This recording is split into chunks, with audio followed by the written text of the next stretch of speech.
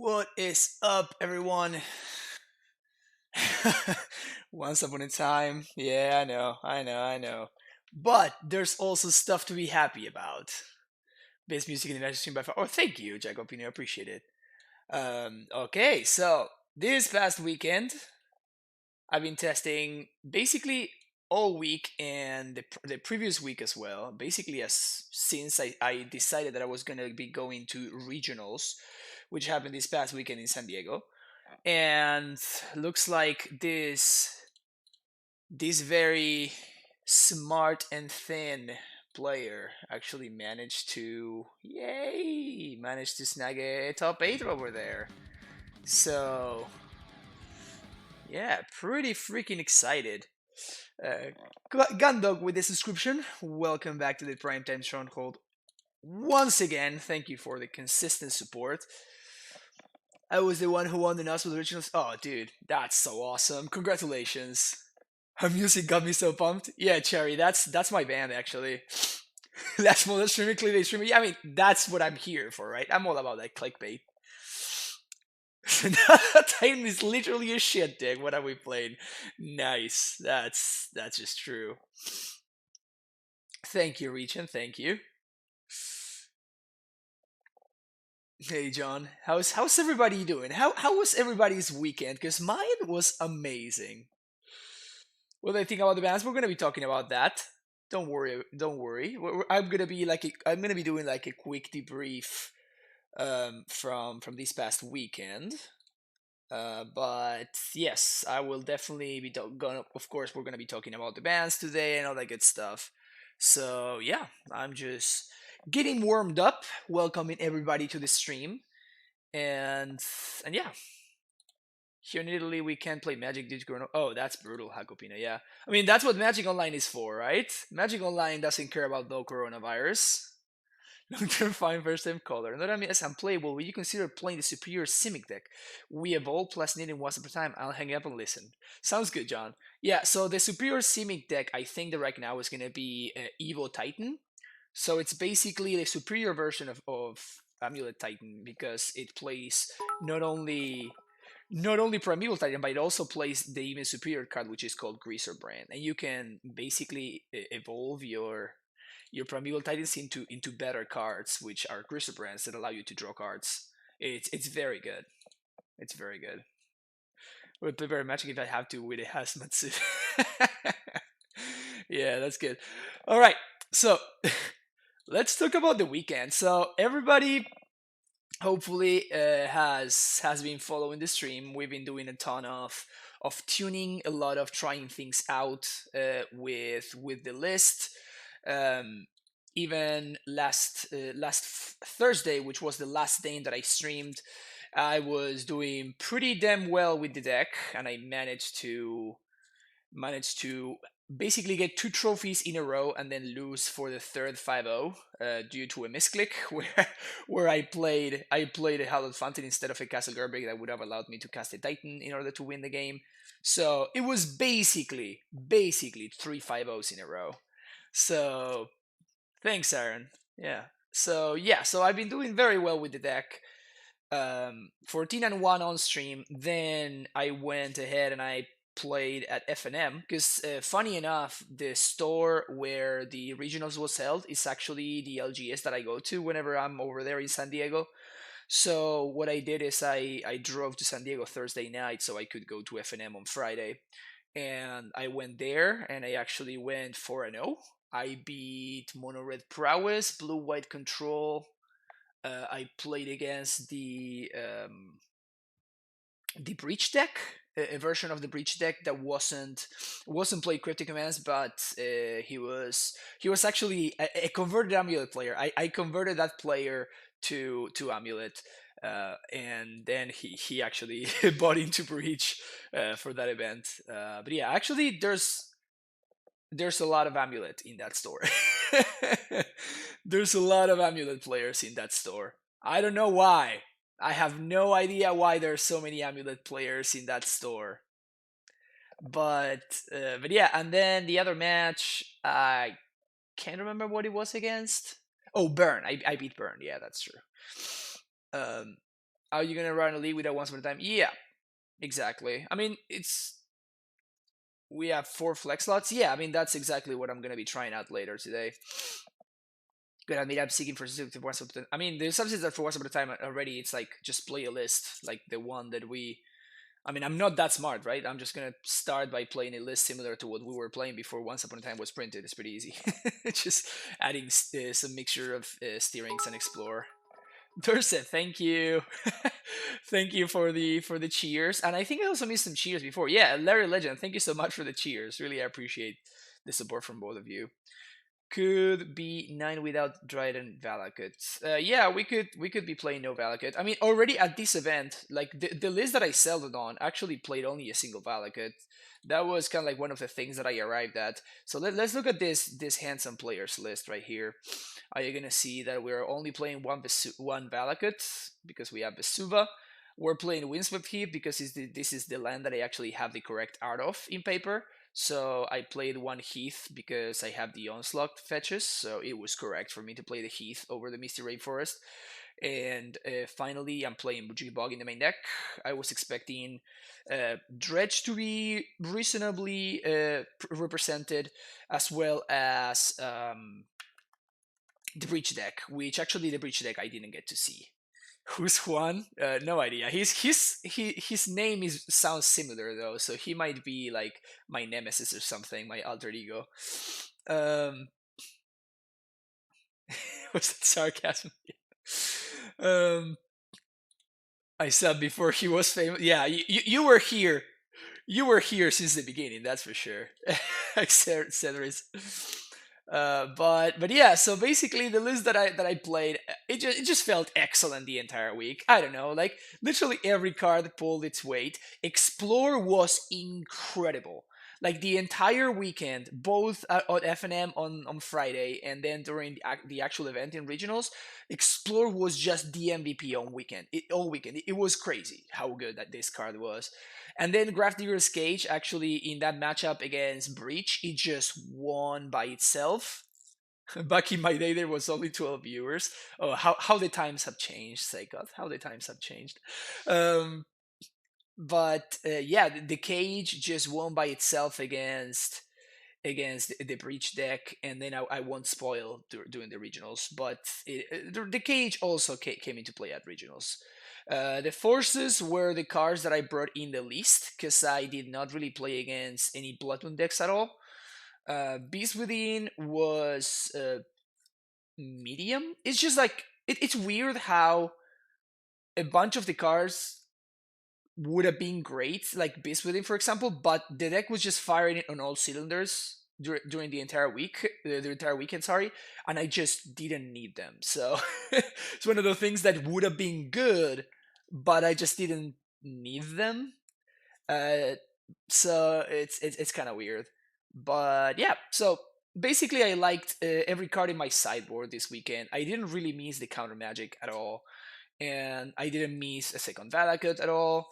I thought the Bujuki Bog was pretty sweet, so it was just overall great.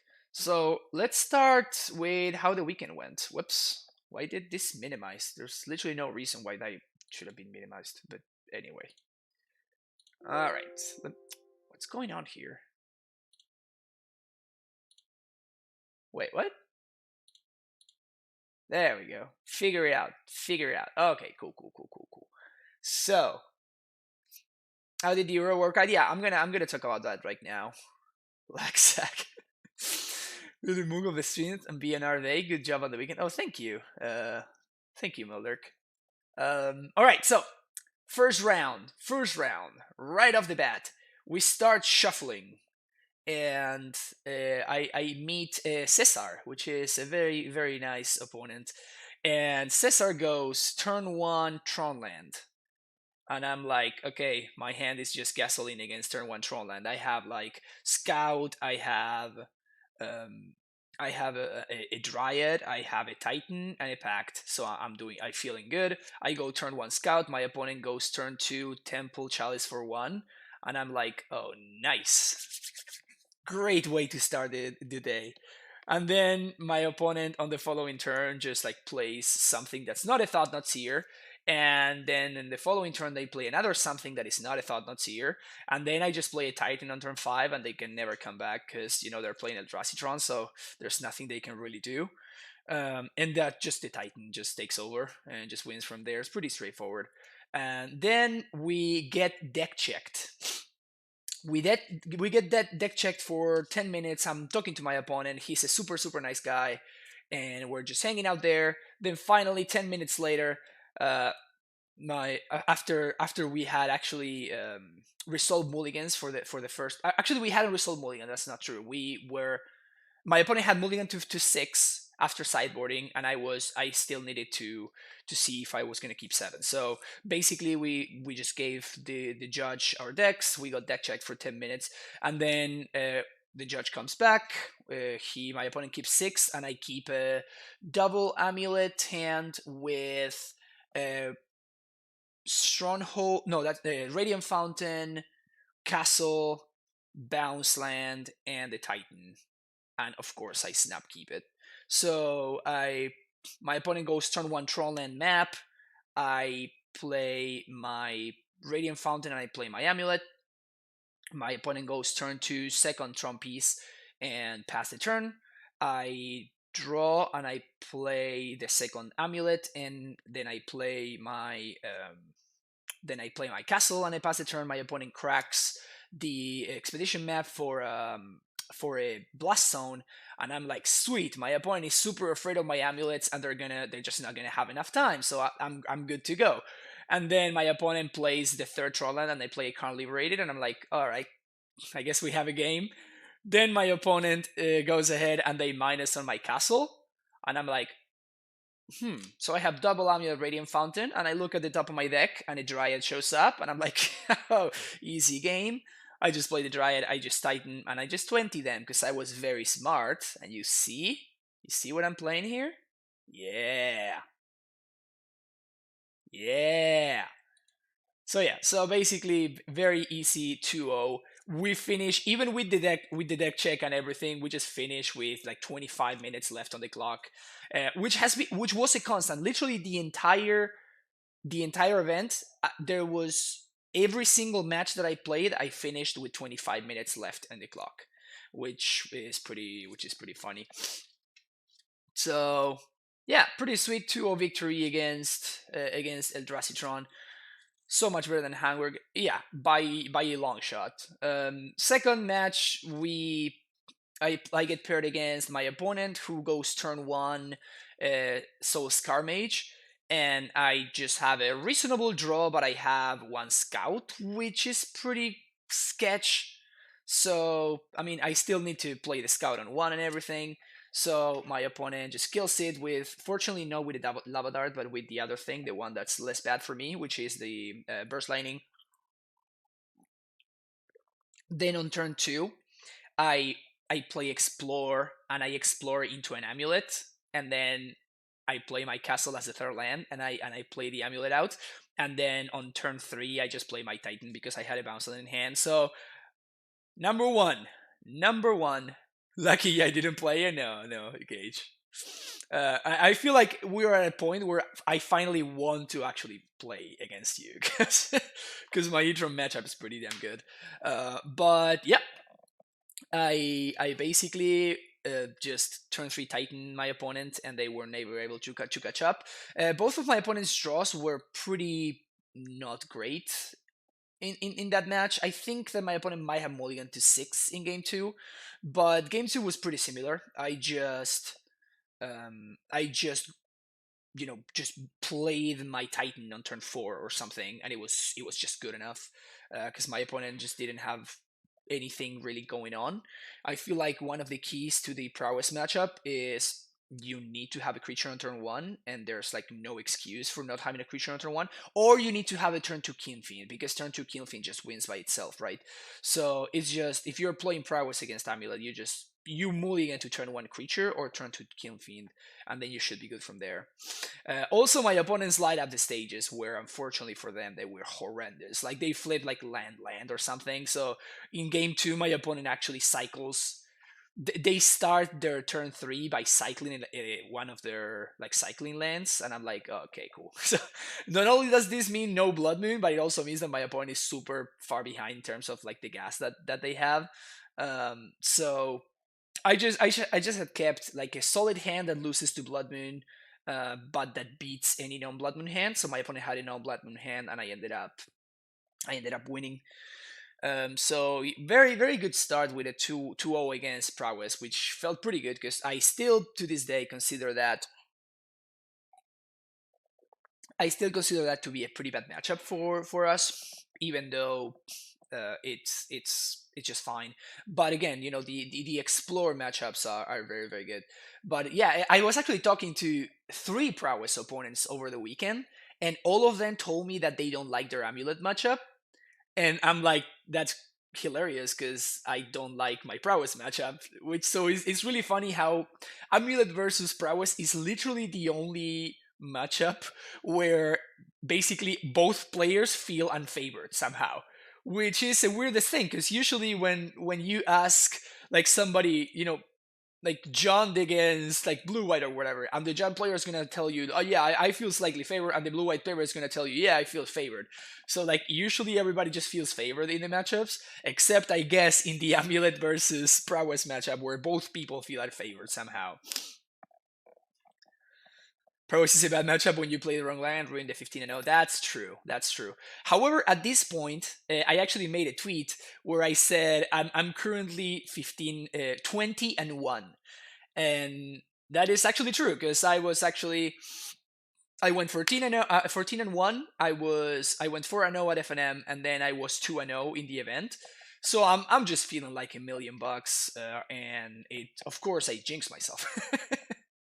Then immediately you get paired in the last round, and I get destroyed by Black Green Rock. My opponent goes turn 1, foil, onslaught, Japanese, Bloodstained Mire.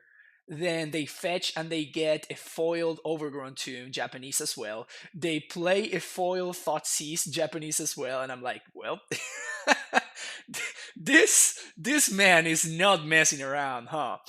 Um, and basically they had turn 1 Thoughtseize, turn 2 Inquisition, turn 3 Liliana, and even at that point I had set up to Titan them on the following turn, and then my opponent after the Liliana they untap and they Thoughtseize me for the third time, messing up my Titan that I had transmute for on the previous turn that I was already, I was ready to slam on the subsequent turn.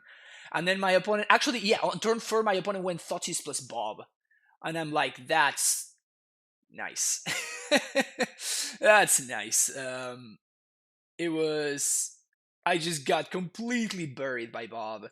And I honestly had forgotten how hard we lose to that stupid card. Like I hadn't played against Bob. Like everybody's playing Croxan. That one's so easy for us to beat in comparison. But here I played against Bob, and I'm like, geez, I just cannot beat that card. That's insane. It drew my opponent like 4 or 5 cards. So yeah, it was pretty wild. Um, I play against Jandor Shadowy Titan. I always feel in favor somehow. Yeah, so that is one thing that I wanted to say, and I talked to my opponent about this. I'm like, my opponent said, "Yeah, I think the Titan matchup is really bad," and I'm like, "Yes, but at the same time, no." I feel like the Jan matchup, like similar to what I said right now about the Prowess matchup, with people feeling like under underconfident, I guess, or like feeling disadvantaged. I feel like people really overestimate how good Amulet is against Jund. If your opponent is good, I don't think we have a positive Jund matchup, and I'm gonna talk about more of that later on. But let's talk about this matchup. So we sideboard. My opponent moves to 5 in game 2, and I'm actually feeling pretty good. Like I get to resolve my Titan, and my opponent has a Liana in play, and I'm not able to get zombies. So I am faced with the decision. I don't have a bounce land in hand, so I am faced with the decision of: do I want to set up another Titan? I already have Uro in the graveyard with um, with six with 5 cards in hand. So what I think is I can get Uro here, or I can Pact for a Titan. My opponent is holding up 3 mana, so I'm thinking about Shadow of Doubt, which sometimes the black green decks actually do play.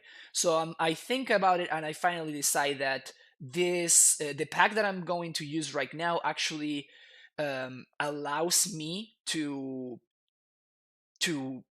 get back the Euro, because that would be the 6th card in my graveyard, so like the Euro +5. So because of that, I think that, okay, if my opponent has Shadowed Out, I can just get back the Euro this turn. Even though my opponent has Liliana, I'm still progressing my game plan and everything. And if I get to resolve a Titan, I just get to resolve a Titan, and I'm super far ahead. So I do exactly that, and then I resolve my Titan, but I cannot get zombies this turn. So my question is, do I go ahead and I set up a next Titan with an Uro in the graveyard, and I can go ahead and basically win on the following turn after paying for my pact. Um, I think that my opponent doesn't have Ashiok because they had 2 previous turns where my opponent could have Ashiok me and they didn't. They chose to go for Liliana and they chose to go for an Assassin's Trophy in one of my amulets. So my opponent actually set this up very, very well, where they trophied my amulet in response to the Titan trigger, so I cannot haste the Titan and clear the Lily, and they gave themselves the out to top deck Ashiok. And here I actually made a mistake, which is I failed to realize the fact that even though I cannot trigger a field right now, it's still better for me to get field going, because field actually, like, my opponent's literal only way to get back into the game at this point is to slam Ashiok and down tick to exile my Uro. And I literally beat everything else that my opponent can do. So what I should have done is I should have gone ahead and gotten Field of the Dead, so I can actually go ahead and have something going, even if my opponent has the Ashiok. So what happens is my opponent, instead choose to go for setting up the next Titan, so I get Bounce Land plus Radiant Fountain, plus Tulare West, sorry, and then my opponent top decks the Ashiok, slams the Ashiok, minuses the Ashiok, and basically all of my plans just go to shit immediately. So that felt pretty bad, because it's just like, it would have been very easy for me to play around it if I had thought about it a little bit longer. But I just felt like I was so far ahead that I just got cocky, basically. And my opponent punished me beautifully. So it was just some great poetic justice, and my opponent played that very, very well, just like making sure that they are covering like all my bases, because instead of actually killing it, my opponent they trophied my amulet, right? Like, that's so crazy. But like, my opponent was playing to their outs, and they won. So it makes a lot of sense. It's nice to just, I just extended the hand and I'm like, dude, you just outplayed me, sweet. Like, that's just how it goes. You played better than me, and that's perfectly fine, and I'm okay with that. So basically, right after I said that I was 20-1, I went down to 20-2. So that felt a little bit bad, but it was still fine. Yeah, I'm gonna talk about that in a second, Sierreco, because the blue-white matchup actually does come up later on. How do I feel about the Mir Ursa matchup? I feel I'm favored by a significant margin. Suncry, thank you for the follow. Okay, but we adjust to know that. Yeah, I'm going to talk about Lewis. I'm going to talk about that. All right, so right after this, I get paired against Dredge, which game one I'm actually kind of I keep a hand on the play, and I go turn. My opponent moves to 5, and I'm like feeling okay, but I'm like, are they on Neobrand? And I get a little bit freaked out, and then I go turn 1 Scout. My opponent goes turn 1 Sidir Brass, and I'm like, oh shit, I'm about to get. Oh man. Suncry with the Twitch Prime sub. Thank you so much for the subscription. Welcome to the Primetime Stronghold. Thank you for the support. Enjoy your emotes. Thanks a lot. Yeah, I'm freaking out at this point. I'm like, shit, my opponent moves to 5 and I'm about to lose. And then on my end of turn, they cast a Haggle. Is that the name of the new, like, the the new card, like the exploration? No, invocation. Damn, I told you. Yeah, haggle. Okay, well, they play a haggle, and they dredge a steam a loam or something, and I'm like, whew, dodge a bullet there. So in classic dread fashion, adventure. Thank you, Aaron. In classic dread fashion, they just dredge a bunch. I lose a bunch of life, and they die because I'm playing Bojuki Bog in my main deck, so they can't realistically beat that. Game two, I my opponent's on the play and they keep seven, and I look at a hand of Amulet, Stacy, uh, Cage, Dryad, Land, and I tank for a second, and I'm like, this hand is okay, but if my opponent has a Blast Zone, I lose on the spot. Also, if they have a Thoughtseize, I am kind of screwed as well. But I'm like, I'm up a game, whatever. I'm just gonna keep it. And my opponent goes turn one. I think they just play a Shriekhorn. Yeah, they do. They play a Shriekhorn, and then they pass the turn, and then I just slam the cage, and my opponent just looks at it for a second, and when they look at it like that, I'm like, okay. So this cage is gonna be good, huh? So my opponent, we go. I pass the turn to them, and they didn't find the dredger, but they like got a chill or something, and they mail some blood gas or whatever. It doesn't matter. They reunion and they dredge, and when they reunion and they dredge, I'm like, oh, my opponent's digging for blast zone, and I'm gonna lose. Ugh. So they start dredging like super hard. They dredge and they dredge and they dredge, and I'm like, I mean, I'm just getting lucky here, I guess. I just make my land drops. I play one of my amulets. I don't expose the second one because again, I just don't want to get blown out. I don't even play the scout yet, and I just draw like one more land. I like a breeding pool or whatever. Then I play my dryad on the following turn, and I make some land drops. My opponent just keeps dredging, and like they exile a couple of like Crippin Chills, but the cage is just taking over the game on by itself. On turn three, I actually draw another cage, and I am actually super afraid to play it out, but I'm like, the only like I like to blast zone anyway, so I cannot be the blast zone. So I think at this point it's just correct for me to overextend into blast zone because I don't want to lose to a nature's claim or an ancient grudge or something like that. So yeah, Sandcry, there you go. So at that point, why didn't they draft the reunion? Because that's what I'm thinking. Like they I'm thinking that my opponent's not drawing, so I don't know if they have like enough claims. I do see that they dredge one of the claims. Like they just, of course, they dredge it away.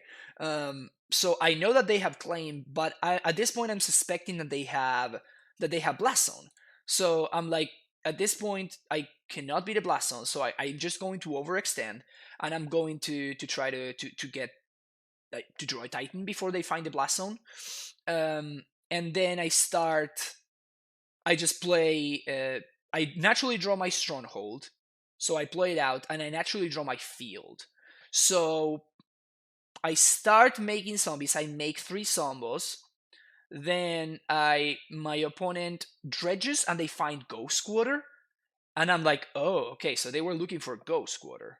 So they loan back the Ghost Quarter. They play it, and they fire it off on my scout, and in response I tap the scout and I flash in. I no, in response, with the dryad in play, I haste the scout with stronghold. I activate scout, and I flash in the bounce land, saving the semi growth chamber, saving the field with a semi growth chamber, while at the same time setting up my field again. Then we go on to the next turn, and my opponent has an amalgam they hardcast using a City of Brass and a Merchant of the Veil in play, as well as a Sting with him that is clocking me in the air.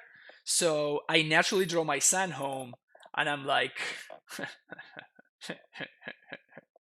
I just chuckle a little bit. So I play my field and I attack with the three zombies and the Dryad. My opponent looks at my board and they're like, "Strong. This one is the one that gives haste, right?" And then I'm like, "Yeah, sure, that's cool."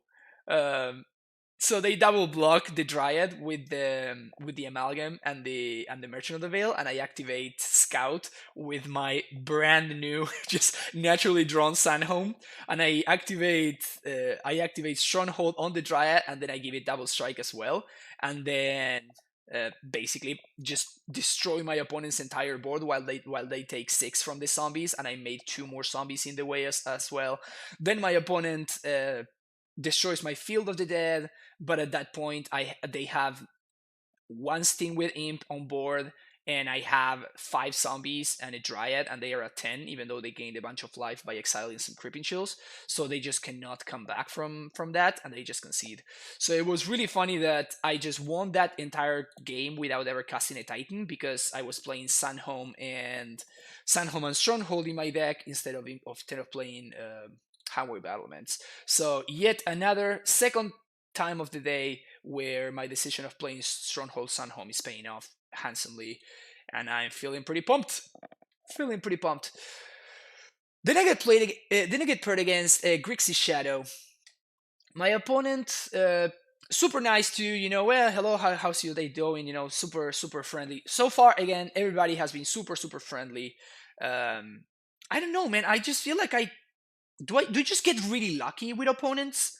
I have not had a bad experience with an opponent since I know the only one that I remember recently is at just like at a draft, like a side event draft in GP Vegas. That is the last time that I remember facing an opponent that was like kind of salty or something, and it was just, yeah. I'm gonna talk about that later, Phalanx. So yeah, I don't know. I don't know if I just get really lucky or just, I don't know. Magic players are just very nice. I don't know. Yeah, right. I'm still doing a tournament report first, but yep. So I'm playing against my Grixis Shadow opponent. Of course, I don't know that they're Grixis Shadow, but I just keep a medium hand that has Explore and Dryad. So I have two Titans and a bunch of lands. And my opponent goes turn one Watery Grave, Thought CCU, and I'm feeling a little bit bad at this point because like my hand is pretty slow. So if they are an Ursa, I think I am pretty happy. But if they are actually on Grixis Shadow, I'm gonna get super destroyed before I even get there.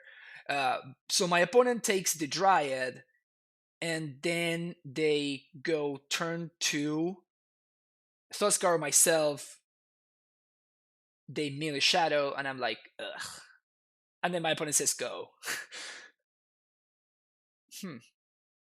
I'll take it. So I play my land, and I don't play the Explorer into my opponent's one blue mana, and I pass the turn again. Then my opponent goes Thought myself again, pass the turn to you, and I'm like, uh, okay. Um, So basically, I just play a Titan on turn six, and my opponent just that's a lie. I play a Titan on turn five because Explore again is great. Which regional am I at? I am at. I played at the San Diego Regionals. In general, it's mirroring. If you are pleasant, they are pleasant, and vice versa. Oh, that's interesting. Dark PCK. Because like actually my round one opponent was like, that is the nicest, at the end of the match they said like, that is the nicest loss I ever had. I'm like, oh, that's cool, thank you. I stopped playing at another game store rather recently because of the whole incident, but I haven't had a shitty opponent in a while. It's great. I think when you're a guy, it's more than likely you find less shitty people. Oh yeah, I guess that makes sense. That makes sense because a lot of people for whatever reason are shitty towards women. There's a lot of I read every now and then Twitter comments about extremely shitty stuff happening to women. So yeah, that actually is a big part of it, and it's a sorry thing about our community. I hope it's getting better. Um, I certainly hope it's getting better. But yeah, anyway, so basically my opponent never sees a threat and I just play a Titan on turn 5 and it's just too late for them to come back. I just make a bazillion zombies and my opponent concedes. So yes, no, they actually played an angler like the turn before I played a Titan and it's just like it's not quick enough. Game 2, my opponent just molds to 5 and then they actually have turn 1 serum visions. Also, my opponent was playing serum visions in their shadow list, so they are digging hard, but somehow it just doesn't happen. Compared to about 7 8 years ago, it's definitely better. You get shit talked less now. That's brutal though. It's also sampling and confirmation bias. One bad encounter wipes out many good ones. Some people that approach the community expecting to be treated badly only need one bad encounter to confirm that bias. Yeah, yeah, that's fair. But yeah, I mean, all this stuff, it's true. Like I guess, yeah, there are a lot of man childs in this game. I agree with that for sure.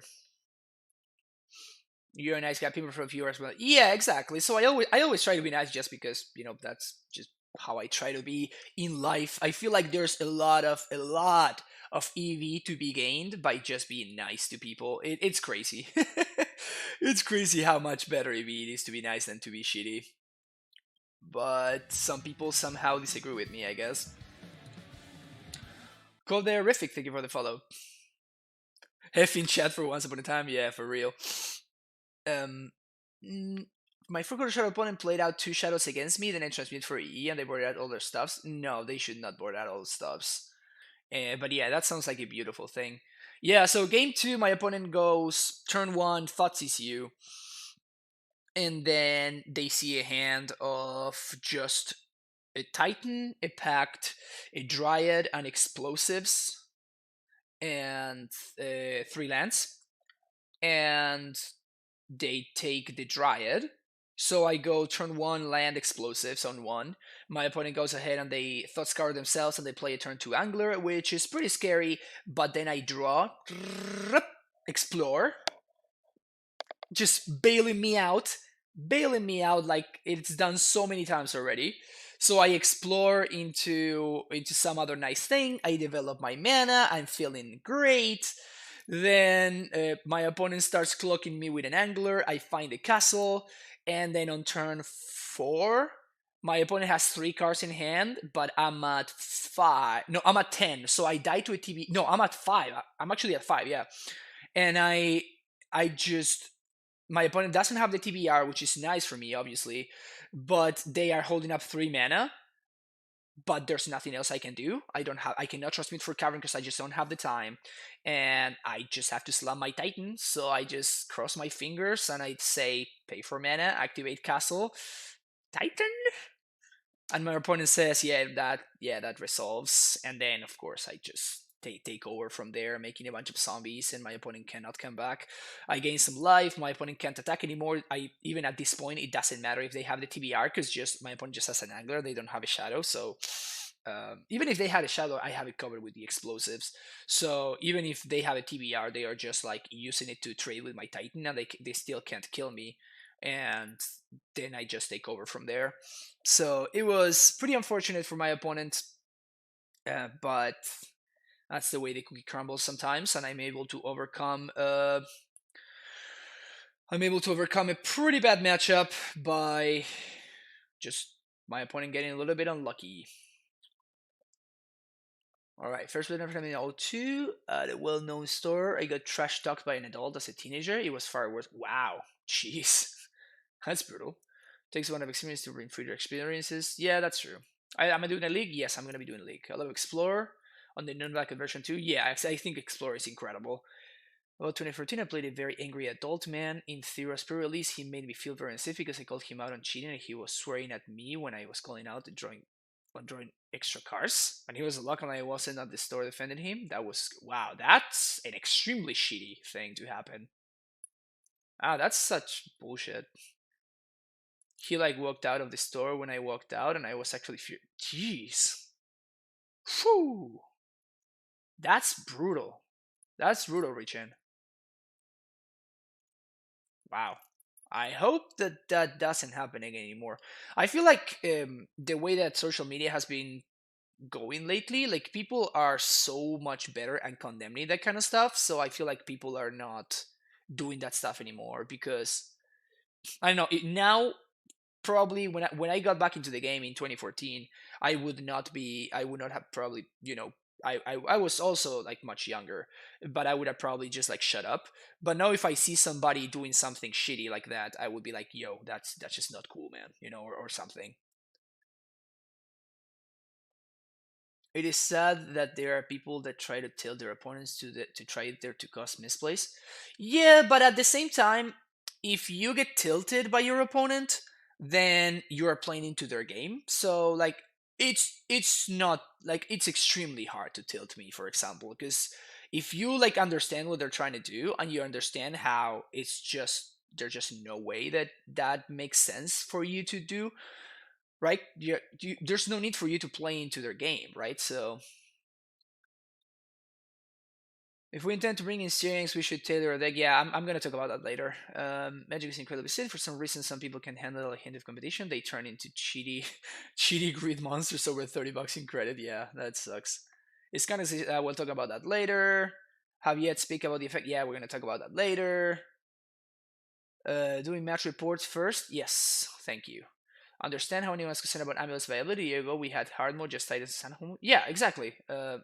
We're gonna be fine. Don't freak out, people. Don't freak out. We're gonna be fine. All right. So next match against Blue White Control. Again, my opponent's super nice. We get paired, and I go turn one Amulets, and my opponent doesn't force me because they go turn one Celestial Colonnade. Dark PCK, thank you so much for the subscription. Welcome to the Primetime Stronghold. I appreciate the support. Yeah, get some primetimes in chat. Hell yeah. But yeah, my opponent just basically let my amulet resolve, which allows me to get far ahead with a turn 2 Dryad. They path my Dryad or something like that, and then I just have it. I just have time. Before they path my Dryad, I have time to transmit for Cavern.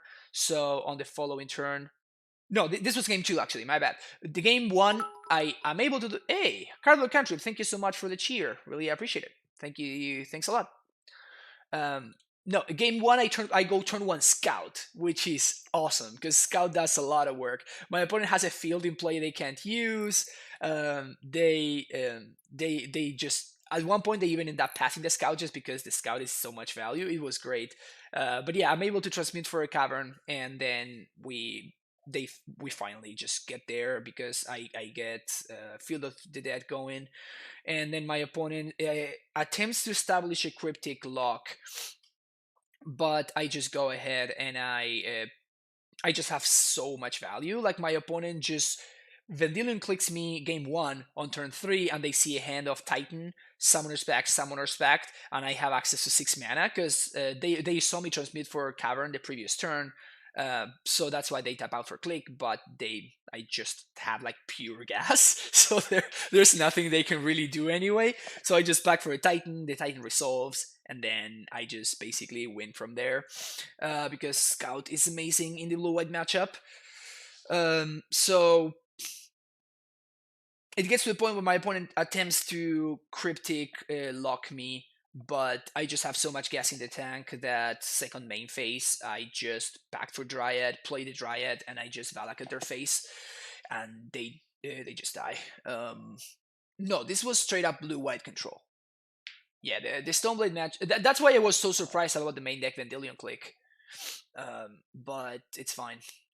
Like we somehow I did not like my opponent. Like I just was so far ahead. Like my hand just really paired up really well against what my opponent was doing, which made things a lot easier.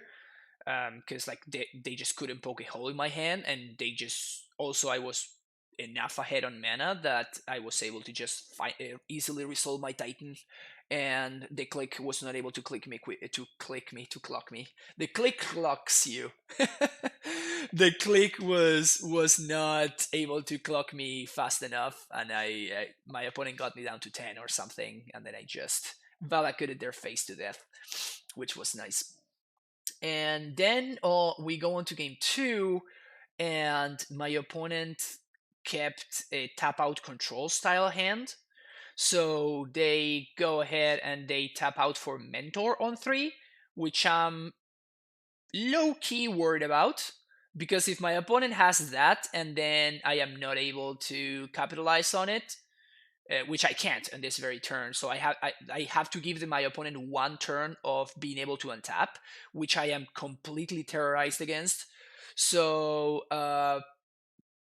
fortunately for me, they untap and they go to fairy minus on my amulet or something, or one of my cards, and they are tapped out. So at this point, I managed to resolve a Titan, and on turn on the previous turn, I had played a Dryad. So I'm ahead on mana, and then on the same turn, because I have an amulet in play, I'm able to like Dryad and Titan. So the Titan gets the one of Valakut, the Valakut kills the Mentor. Then my opponent untaps. Somehow they had 2 mana up, but they did not have a path. They untap and they look at their hand and they slam a second Mentor, and I'm like, sure. Yeah, that's not gonna work out well for you still. And then they play something else, and then it's just Valaka just kills the Mentor. Then I just take over the game from there, thanks to the Valakut. So it's just I got kind of lucky. I think my opponent's keep was correct. I think that keeping a turn 3 Mentor and just eliminate on turn 3 is definitely correct against Amulet, but the way my hand played out and the fact that they did not have a force allowed me to get ahead by playing an early Scout and an Amulet, and then being able to take it from there. So I'm sitting at 5-1, feeling like $1,000,000 so far. I have won literally every. Oh, that's right. Yeah, I forgot about that. Explore also. Yeah. Actually, this was crazy. Yeah. I got confused game one and game two. This is actually pretty awesome. Like what happened in game two is they didn't slam it to fairy. That's what I got wrong.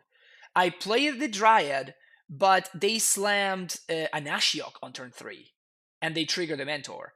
But because I had Explore on the previous turn, I am able to use my Scout to flash in a second blue source that allows me to pay for my Pact of Negation. So I drew my one of Pact of Negation and I managed to pack the Ashiok, which then, of course, time walks me for one turn. But then I'm able to resolve a Titan and I'm able to answer the Mentor thanks to the Dryad that I have in play. So that's what happened. Yeah. So the Teferi was actually in game one after my opponent had a click, and they bounced my amulet to not much value, but they just needed to dig deeper, I guess. So yeah, so sorry about that. But yeah, that was actually kind of awesome. Explore and Scout were just awesome the entire weekend. Um, then I get paired against Blue-Green Merfolk, which my opponent keeps a pretty aggro hand that just isn't able to get there. And they do have the force, however, which makes things a little bit awkward and buys my opponent one more turn. But it's also really funny that because they don't have a Lord, they are stuck on 2 mana during the entire game, basically. And then they are just like playing the guy that has flash and that taps your creature. I can't remember the name.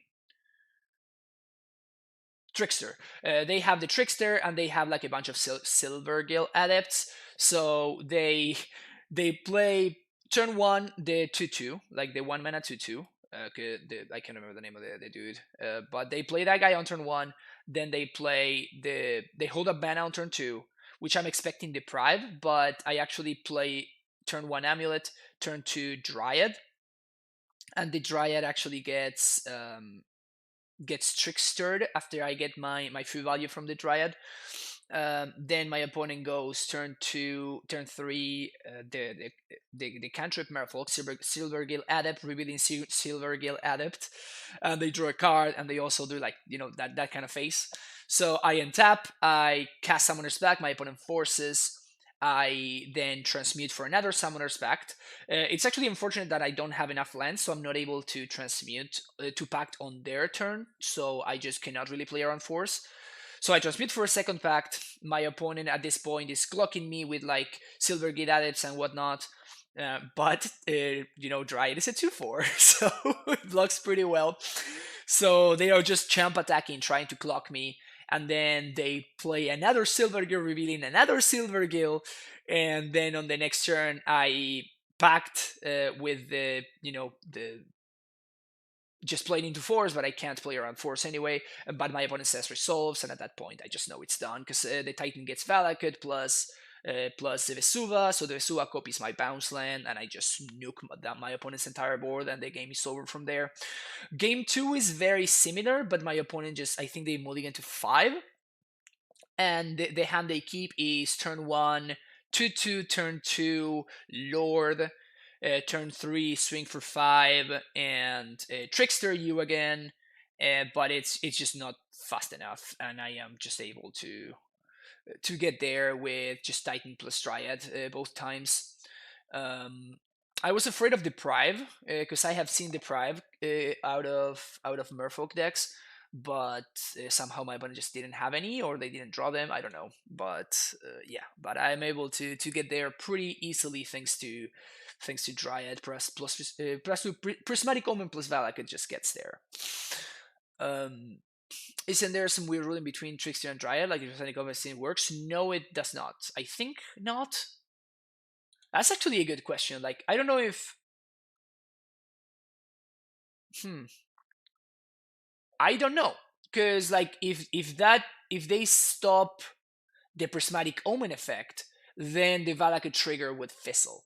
So that is actually super relevant, but I am not sure how that works. I just don't know.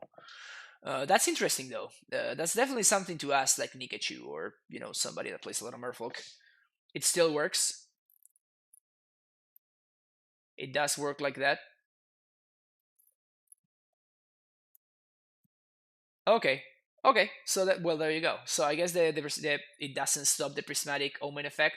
It does stop the extra land drop effect. Because people have done that against like my Asusas, and they denied me of the last extra land drop. But so it does work against the exploration effect, but I guess it doesn't work against the prismatic omen effect. That's definitely interesting. So yeah, at this point I'm 6-1 and feeling like $1,000,000. And then uh, I look at the standings and I'm sitting in 5th place, and my opponent is sitting in 6th place.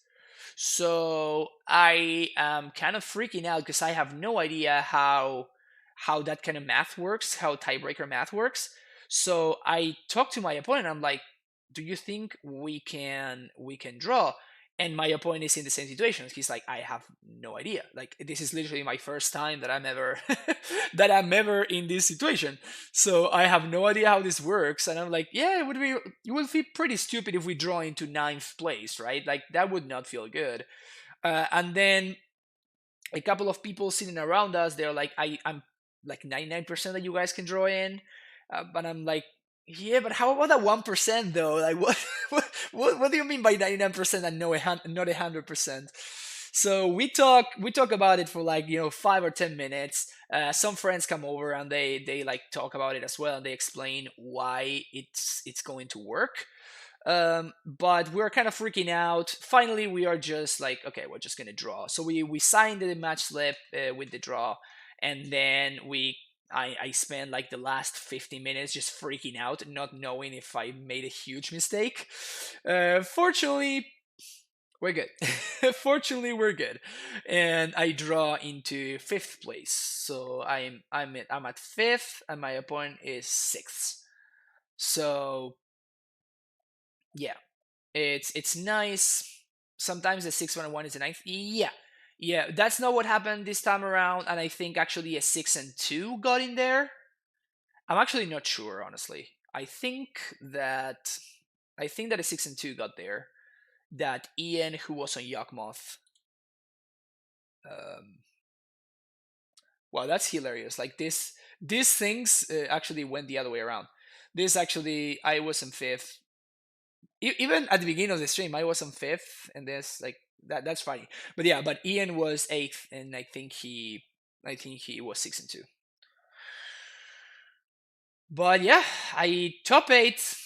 It feels great. It feels great. Like the deck has been working over time for me. It just felt awesome. I felt like my deck construction was rewarded. The explorers have been amazing all day. The one of Valakut has been just fine. Like the bog was relevant, and I never needed a second Valakut in the entire day. So I'm also feeling pretty good about that. And then yeah, it's just firing on all cylinders, which feels pretty great. Um, so I get paired against Daniele, who's playing Jund, and this is what I was about to say, on what I was gonna say earlier. Like, I think people really underestimate the matchup. Like they think, oh yeah, it's a buy or whatever, and it's not a buy. Like if your opponent knows what they're doing, like Daniele did know what's going on. If your opponent knows what they're doing and they have a hand that can actually, you know, get you good, they're gonna get there. Okay, so we go. My opponent's on the play because he's the fourth seed and I'm the fifth seed. So he goes turn one, thought CCU. He sees a hand of Pact Titan. No, that's not true. So it's Pact Titan, Dryad, Explore, Bounce Land, and Castle, and something else. Another land, I think. Of course, I know I'm playing against John, so I'm like, sweet, snap keep. Um, my opponent goes turn one Thoughtseize, and they take my Dryad. And I'm like, that's interesting. Okay, let's see what's up. So I go turn one land and then pass the turn. My opponent goes turn two Goif. Then I go turn two Simico Chamber because it's all my land center tapped. So I go Simico Chamber pass to you. My opponent goes turn two, play a tap land. Um, they attack with the Goif, and this is like the only mistake that they made in the entire match. And then second main phase, they trophy my land. So they missed 1 point of damage, which was irrelevant.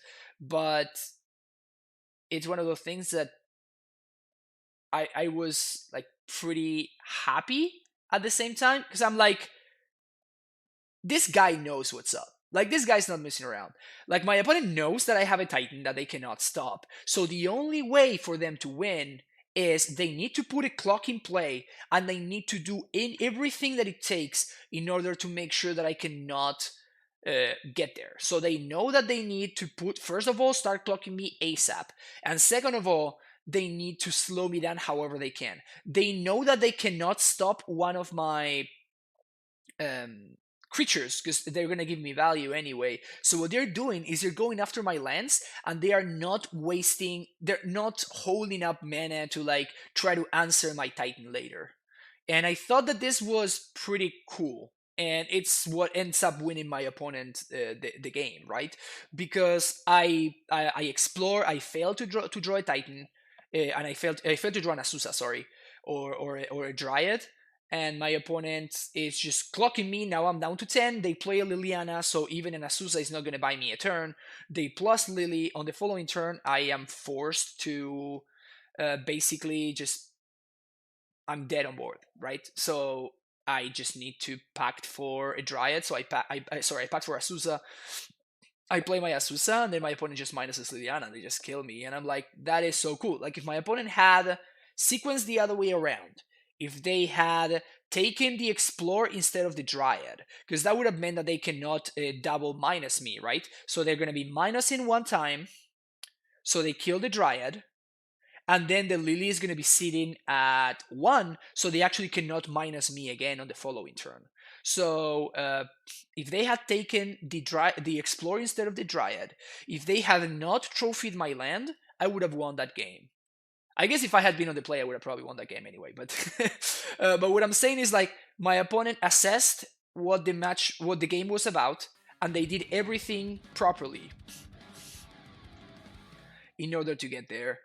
Over 9,000 stabs. Thank you so much for the subscription. Welcome back to the Primetime Stronghold. Thank you for sharing that Twitch Prime love. Appreciate it. So that was pretty cool. That was pretty cool. Like of course it's not cool that I died, obviously, but but yeah. And then game two, I just keep the kind of hand that you keep against Jund, which is just like a couple of I just draw a couple of like a Susa and a Dryad or whatever, and then I just make my hand Thoughtseize proof. But then my opponent doesn't have a Thoughtseize because they kept just a turn 2 Goyf into turn 3 Liliana into turn 3 Bloodbraid Elf hand. So Alabom, thank you for the follow.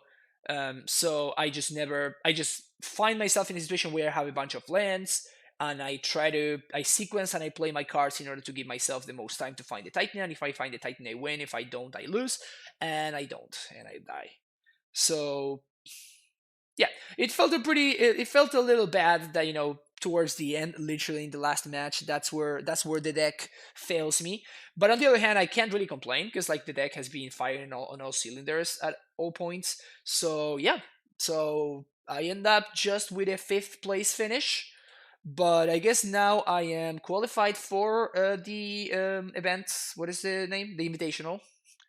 I have no idea what how that works. I think that it's in Roanoke, but I couldn't find more information about it. I think that they always do the invitation in Roanoke now. I looked up yesterday, and the formats are not yet announced. I really, really, really hope that it's not standard. Like, I think that if it's standard and Pioneer, I'm just not gonna go. But if it's Modern Pioneer, I'm actually planning on going. Unless I don't know, somehow standard becomes a super super sweet format that I'm interested in playing, and somebody can lend me literally every single card that I need, then I'm going to consider going anyway if it's standard. But it's one of those things that, yeah, I'm probably not gonna go. If What if the masses help me going? I mean, if the masses do help, I will do it for the masses. Okay, I'm not gonna say anything. But yeah, for sure, I might do it like a donation goal for sure. Maybe I can do donation leagues a little bit cheaper and just make it a donation goal to kind of like incentivize people to donate and hopefully help me go there. Hey Scott, how's it going? Yeah, nice to see you the other day as well. Thank you. Yeah. Sorry about Once Upon a Time. Once Upon a Time is fine. What would you play if it was Pioneer? I don't know, because I don't know if it's in June or July, so there could definitely be bans before that. If there are not, I'm just going to play the best deck, which is probably the Inverter deck. Last time I went, it was split, and then the finals were on one of the two formats. Yeah, the format is always the same. Like it's usually split 4 rounds of each format each day, and then the finals, the last day, it's in one of the formats. But I don't know which two formats they are. So they could be like Pioneer Modern or like Pioneer Standard, maybe. And if it's Pioneer Standard, like I don't know if I'm gonna go. Like if I can fund it through like donations and stuff, I will go anyway. But do you see that they put foil amulets into the mystery boxes? I don't know. Like I don't care about foils, but that's cool. I mean, if people want to find a foil out their deck, that's sweet.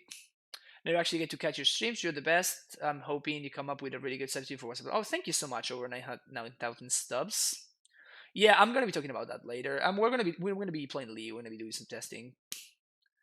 Did you by chance go over the Ghost Quarter big section interaction? I think I might have missed. Yes, Sierra. So if your opponent has a Mystic Sanctuary that's active in play, and they go Cryptic Command counter your spell and bounce the Mystic Sanctuary. If you go squatter their Mystic Sanctuary in response, then they are not going to be able to get back the Cryptic Command unless I guess they have another fetch or whatever. Things get even better for you if your opponent's modes are tap all creatures your opponents control. Let's look at Cryptic Command. Keaton was playing Cryptic Command. So if you look at this, you're gonna see that it says tap all creatures your opponents control, which means that Cryptic Command does not target. So if your opponent says Cryptic Command tap all creatures your opponent control and return target permanent to its owner's hand, that means that the Cryptic Command has only one target. which is the target permanent they want to bounce, which would be the Mystic Sanctuary. So if you destroy with a Ghost Quarter the Mystic Sanctuary in response, that means that the Cryptic Command actually has no legal targets because it only had one. And what that means is that the Cryptic Command is going to fizzle. So they are not going to tap in your team, and they are just going to fizzle the effect. The Cryptic Command is going to go to the graveyard, and that's it.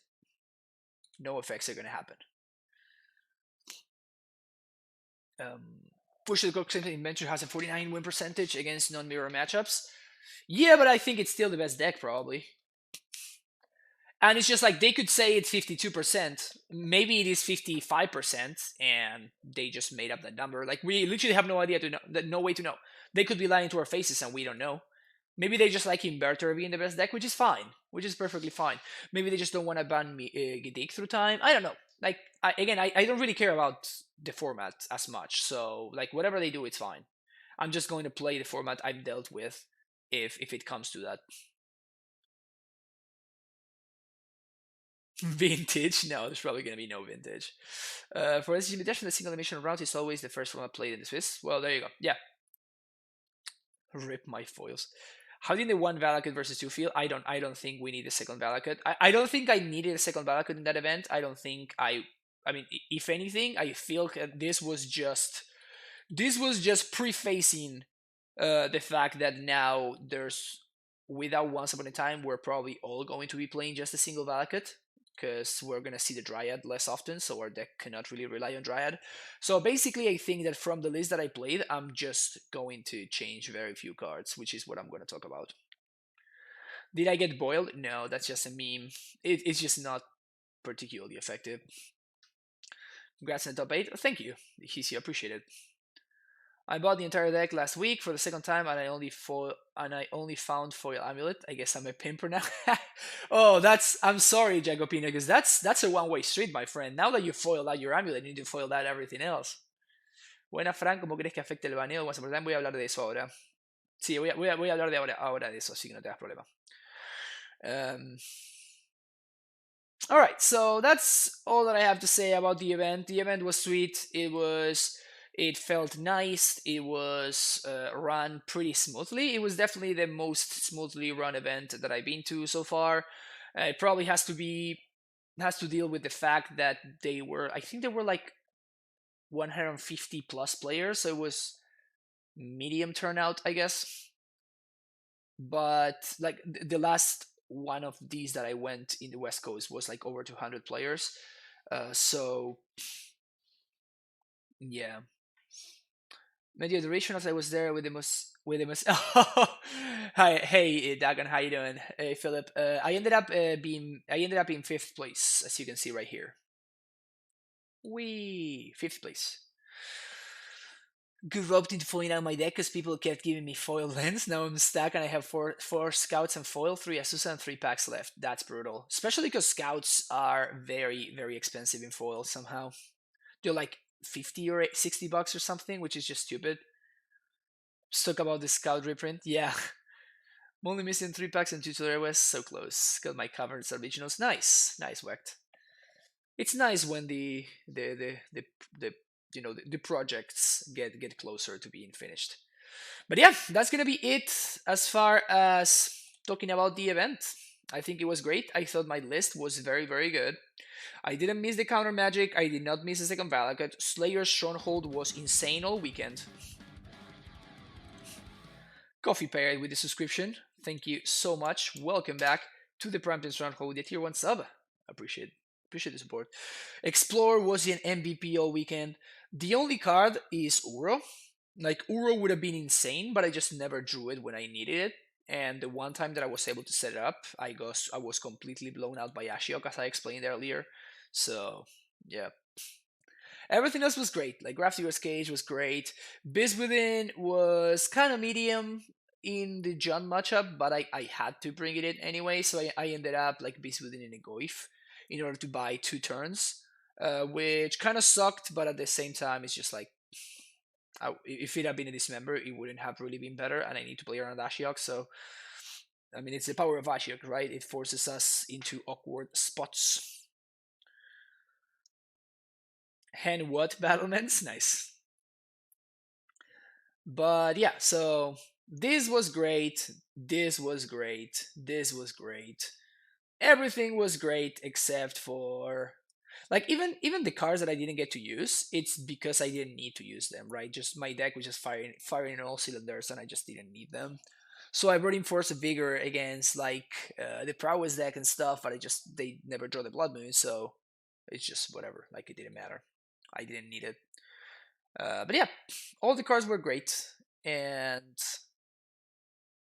that's all I have to say about that. Citing Forrest Gump. So sweet, great event, great event. Had a lot of fun. Met some nice people. Also, my buddy. This is a converted amulet player. So um, where is this? There. So who ended up Chris, who ended up in sixth place, right here, is actually a member of the Discord. He's a subscriber to the channel, and he started playing Amulet because he's actually a local. He goes to that same LGS, which is the LGS that I often go to, and we got paired a couple of times. And he used to be a burn player, and we got paired a couple of times, and he saw I beat him down pretty badly, but while debriefing, he always seemed very interested in the deck. So, he would ask questions and I would answer those questions. And I told him about the stream. He started checking out the stream and he got really into the deck. And this is his first ever top 8 at a Comp Ariel event. So he was super stoked. He thanked me for getting him into the deck. And yeah, it was just a great time. It was very, very sweet. What about Steven's deck? He was playing mono red prowess. Steven's also a local. He came to see my band play in the venue in San Diego that I play at all the time, multiple times. Steven's great. Stevens is a great guy, and it's awesome that he managed to go all the way.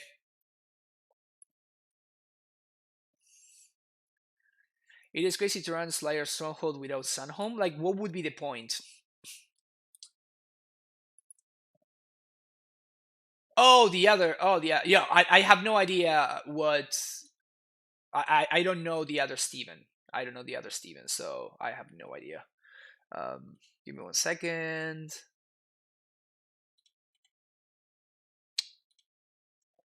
So let's look at Steven's list, I guess. He was actually. We talked a little bit after. I guess while we were waiting for the top 8. For the top 8 announcement, we talked a little bit because I made my picture, and then he came over and he was saying, yeah, I'm also an amulet. And the list that he was playing is not running explores, but he was also running Slayer Stronghold Sunhome. So he was kind of like a little bit in between, and then he's only running 3 basics with one bog, but everything else is pretty much the same. And then the cyborg, of course, is different because he's running the counter magic while I wasn't. But yeah, Obstinate Bailiff and Uro, both of them. That's interesting. It's definitely interesting. But yeah, he lost to my friend Steven, who ended up winning the event on Mono Red Prowess. He lost in the. He beat Chris in the mirror in the quarters, then lost to Steven in the semis. But yep,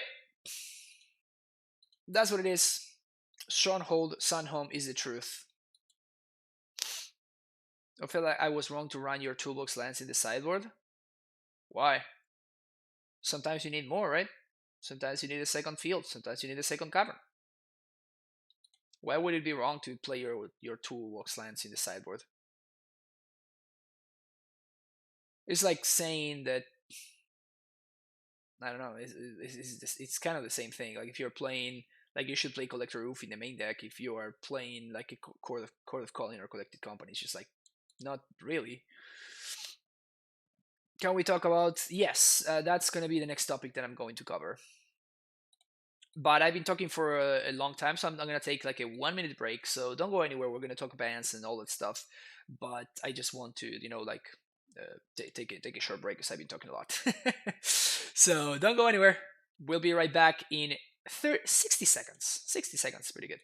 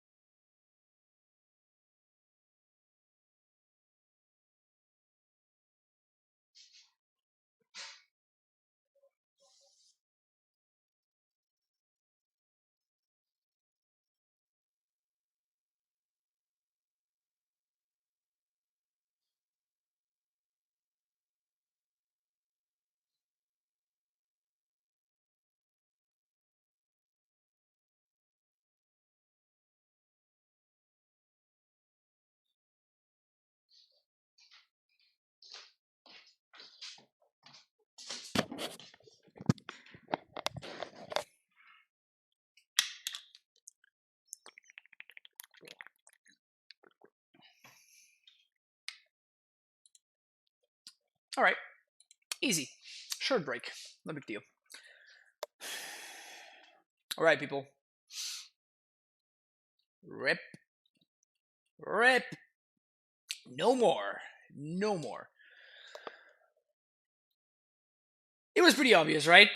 It was pretty obvious. This card was kind of busted. Also, they made it an instant, man. Like, what the hell were they thinking? What the hell were they thinking? Holy crap. They even made it an instant. That's so absurd. Anyway, this card's gone forever, never to be seen again. Rightfully gonna be chilling in the ban list for the foreseeable future. Saka didn't think so. It was a design mistake, one of the many they've been making lately. So it's rightfully banned. Like, at least Wizards has been a little bit better about saying, okay, yeah, like, we fucked up, that's fine, that's fine. We'll just ban it, that's cool. They took a little bit too long with Oko, but with Once Upon a Time, I guess they took the right amount of time. Anyway, this is one of the things that I'm going to start with. Number one, with the Once Upon a Time ban, I think it's going to be strictly correct for us to be playing Sunhome Stronghold and Borders Garrison. Not only was I already believing this at this point, but also now that we're gonna see Dryad even less consistently than we used to, I think that it's gonna be important for our Titans to be good even without the Dryad in play. Another thing is that good old Steerings probably gonna make a comeback. Okay, so with Steerings making a comeback, I think that we're gonna see Amulet a little bit more, while we're gonna see our creatures a little bit less. What that means is that if we're gonna see Amulet a little bit more, we might as well make Amulet better by playing the good lands that work with the Primeval Titan. For Amulet, it can be one of the best decks. It can be one of the best decks for sure. I still think that we should be playing for Castles. Castles is incredible. Now with what I was considering, however, is now that we're gonna go back to Ancient Steerings, we could not play 4 Castles, and we could play one of probably either Crumbling Vestige or something like that. But I don't know. I'm not so sure. It's possible that we still want to be maximizing on castles since we're going to be playing Explore. Also, Steerings can find our castle more reliably. So it's definitely one of the things that I want to try out. However, one of the things that I wanted to point out is that now we're going to have a bunch of plays to make on turn 1 that are going to Jessup the Fish. Thank you for the follow. we're gonna be playing a bunch of green one drops, which means that we need more untapped lands, and which means that we need more untapped green on turn one, right? So cards like Gemstone Mine and cards like Crumbling Vestige actually go up in value significantly. So that is the main reason why I'm considering cutting one of the castles. I have loved over the weekend going up to 8 bounce lands, so I don't think that's one of the cuts that we want to make in order to make room for it. But we could cut other stuff like one of Bojuguba, one of I no, we can't cut the common really. So one of Bog or like one of Ghost Quarter, maybe we can cut and move to the sideboard in order to make room for Clubbing Vestige or whatever. Thoughts on Vessel of Nascency and Seek the Wilds? Vessel of Nascency is a straight up no. I don't want to put cards in my graveyard. And Seek the Wilds, I don't even know what that does. I even have copies of this card. Literally a creature land card from your no. No. This is not Once Upon a Time, people. This is not Once Upon a Time. We don't need the third T West. That's one of the things that I wanted to talk about. It might be possible that, and that's one of the other things that I wanted to consider. I wanted to consider putting only two ancient steerings and going up to 31 lands, or playing two explorers instead of three. I think I like three explorers, so I think I'm more likely to cut one of the steerings before I cut one of the explorers. But one of the things I was considering was precisely to do that. Okay, so go up to 31 lands, adding maybe another copy of Toleo West for some threat. For some threat redundancy, especially because steerings can find the Tolero West. Another option could be to play no steerings at all. Just add one land, so land number 31, fourth explore, and like so 31 land, fourth explore, and I guess maybe like a one of Pact of Negation or something like that. So there's a lot of configurations that we can try out. I think I'm gonna start like this because I want to see how this plays with this more than anything else. I definitely don't want to rely on Dryad as much as we used to, so that's why I'm only going to be playing one Valakut. Again, I was already on the one Valakut plan anyway, but now that we don't have Once Upon a Time, now I'm even more incentivized to want to only play a single Valakut because we're going to see this guy a little bit less often. Adventurous Impulse, I think, is just worse than Ancient Steering, so no. Karn, I don't see why.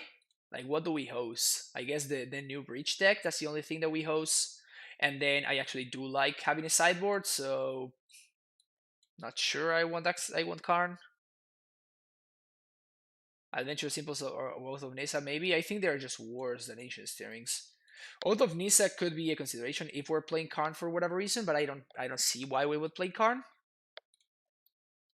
We could even play Vivi, and that would be kind of hilarious. Vivian. Not this Vivian. 4 mana Vivian. This one. Maybe. I don't know. Just to meme. Like if we want to play Planeswalkers. 5 mana Vivian, maybe?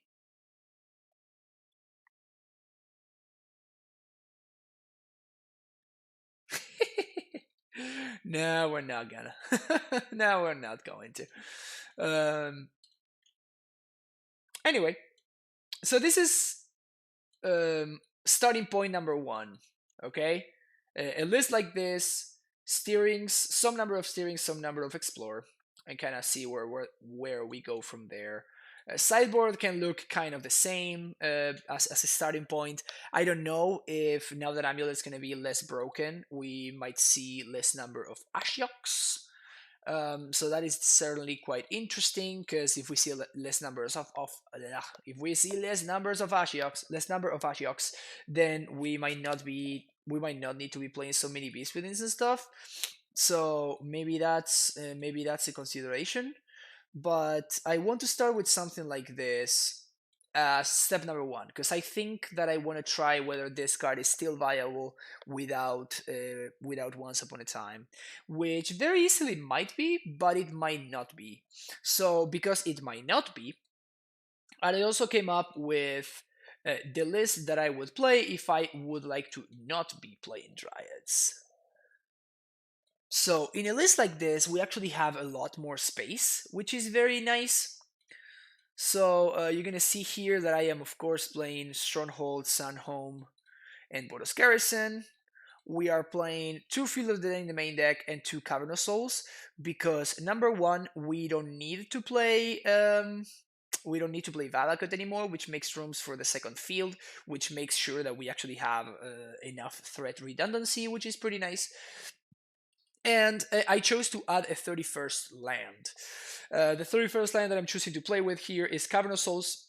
It could be, as I was saying earlier, it could be maybe another Gemstone Mine, maybe a Crumbling Vestige. I like adding the Cavernous Souls because it frees up sideboard space, but I could see either one of those being very viable options. And another thing that you see is that instead of playing the fetch land, I'm playing Gemstone Mine. Without the Valakut plus fetch land to interact at instant speed thing going on, without that going on, we actually don't really have that much of a need for fetch lands. Yes, the fetch land enables Castle, which is pretty nice, but the Gemstone Mine enables a bunch of lines. Because we are not relying on Valakut anymore. So now that we don't have Valakut anymore, I think that Gemstone Mine gains again a ton of value because of Stronghold Sunhope, right? With these being our action lands, quote unquote, then having access to a gemstone mine enables for a bunch of more lines that we can have available to us, which fetchland slash breeding pool don't really allow for. So gemstone mine is always a land that I am extremely fond of. The ghost quarters right there, that I'm extremely fond of, and I want to be playing in most of my amulet lists. So yeah, so this list is again Coven of Souls and Field of the Dead coming from the sideboard. So now we're playing an extra copy of each in the main deck, and I'm taking out the fetch line in order to make room for the Gemstone Mine. Yeah, the fetch line still has medium value with Field of the Dead, but it's kind of whatever. And then what I'm doing is I'm simply grabbing the four Once Upon a Times that were here before in a list like this one, for example. Four Once Upon a Times that were here, boom, now they're in strings. Nothing too crazy. Nothing too crazy. But the nice thing is that now we free up sideboard slots. In this case, I added one Dismember, one Tracker. I don't even know if that's what I want to be doing. I don't even know if I still want to be playing Grafdigger's Cage. I just don't know. So this would be my starting points, however. This would be my starting point for a list without Dryad. And this would be my starting point for a list with Dryad, which is what we're going to be firing off the stream today with. Okay, so gameplay is going to be with this list. So if you are watching on YouTube, thank you so much. I wanted to split the conversation part of the stream from the play gameplay. There you go. From the gameplay part of the stream. So if you want to check out the gameplay with this video, make sure that you hit the link below and you can actually see some amulet action. Thanks for watching, and make sure you hit that like and subscribe button, and I will see you later.